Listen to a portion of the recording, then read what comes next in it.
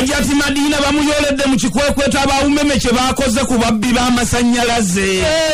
Yasangiddwa mu kazigo ke munange gyapangise no gye bamubuuliza mita y'amasannyalaze gaakozesa kwe kutamatama paka bwe bamukutte gayo gaali ku poliisi era gye yasuze.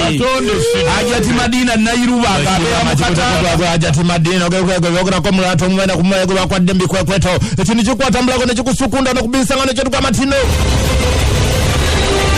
Muzuukuka ne bisanga wano tukusesa kyokka n'ebinyiiza tebibulayo.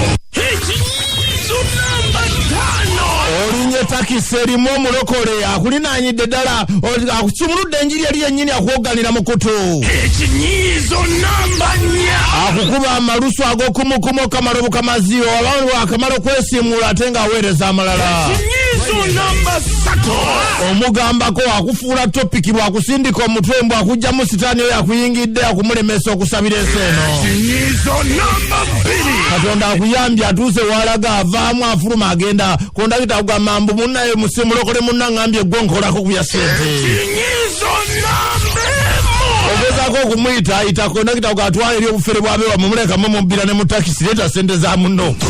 Leka abasuubira okukunyiiza. Wuliriza ebinyiiza buli lunaku wano ku Binsanga Wana n'ekinyiiza ekinyiiza abanyiizi olyoka otumbire ng'enswere n'abojja ensajja. Simba.